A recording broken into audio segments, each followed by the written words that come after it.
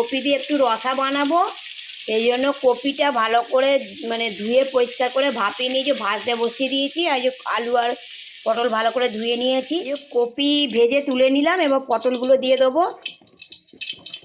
যে পটল দিয়ে দিলাম।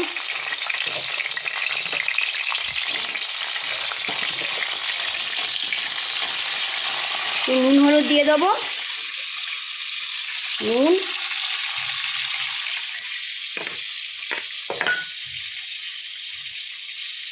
হলুদ,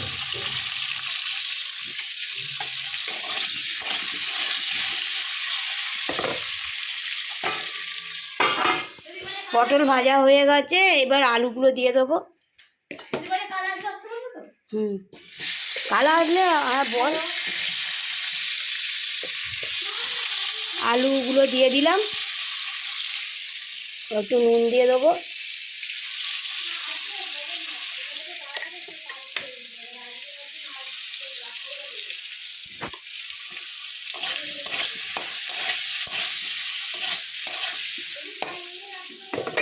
এই যে তেলটা আবার ওই সব আলু ভাজা হয়ে গেছে, ওই তেলের মধ্যে আর একটু তেল দিলাম, দিয়ে একটু জিরে ফোড়ন আর একটা শুকনো লঙ্কা ফোড়ন দিলাম।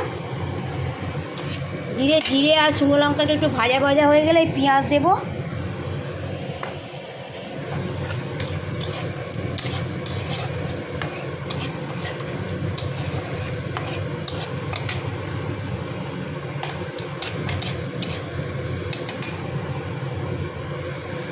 একটু মশলা দেবো, ওই জন্য একটু আগে হলুদটা দিয়ে দিলাম, দিয়ে এই যে মশলাটা দিয়ে দিচ্ছি। এতে টমেটো, পেঁয়াজ, আদা একটু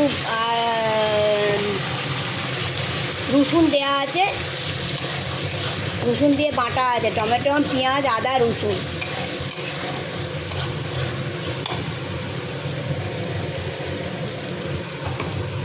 এবার কিছু গুঁড়ো মশলা দিয়ে দেবো,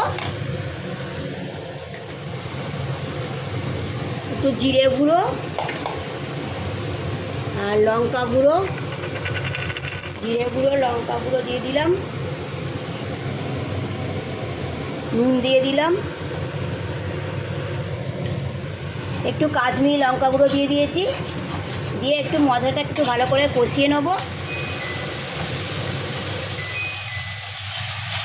মশলা ভালো করে কষানো হয়ে গেছে, এবার এই সবজিগুলো দিয়ে দেবো, পটল, আলু আর কপি দিয়ে ভালো করে সবজির সঙ্গে মশলাটা মিশিয়ে নেব। অল্প একটু কড়াইশুঁটি দেবো,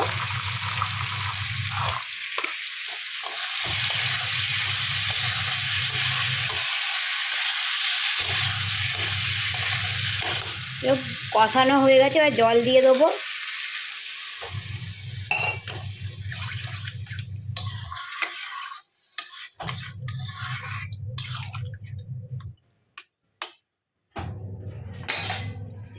যে তরকারি আলু ফালু সব সেদ্ধ হয়ে গেছে, আলু পটল কপি সেদ্ধ হয়ে গেছে। এবার একটু ধনে পাতা ছড়িয়ে নামিয়ে নেবো। যদি তরকারিটা ভালো লাগে তাহলে লাইক অ্যান্ড সাবস্ক্রাইব কমেন্ট করে দেবেন।